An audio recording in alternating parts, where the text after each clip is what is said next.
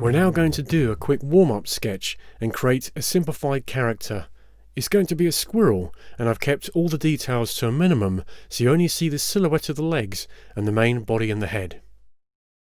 I start with a quick line sketch and set the colour to blue, and then quickly sketch out the main forms. Starting with the tail, I use a C curve on the top and an S curve on the bottom. For the top of the body, I repeat the S curve and give the impression that the squirrel is slightly looking up. Repeating the shapes like this helps the different parts of the character fit better together. I use a straight line at the bottom of the character. When you're designing characters, contrasting straight lines against curves creates good contrast and is used a lot in character design.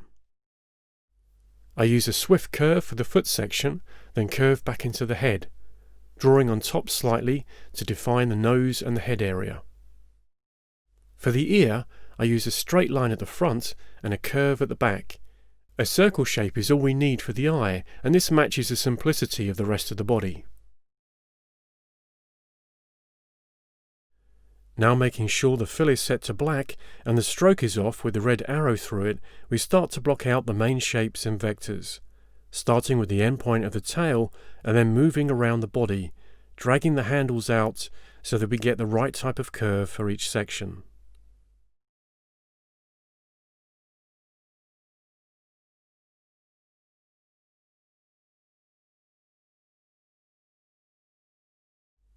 Now refining the points around the tail to match the sketch better. The vector handles point to the direction of the curve, so by manipulating these carefully, you'll get the right direction you need.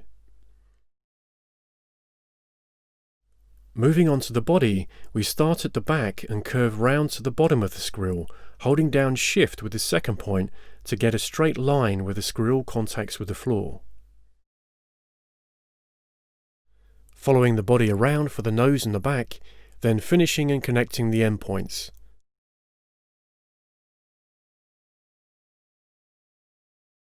Refining here just to get the anchor handles to match the sketch better.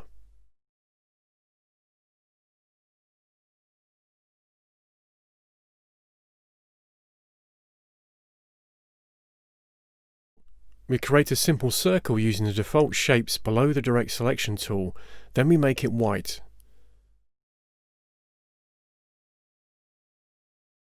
Finally blocking out the ear as a separate shape and tweaking the leg more. Zooming out is a really good practice, and it makes sure that your image is readable at a small scale.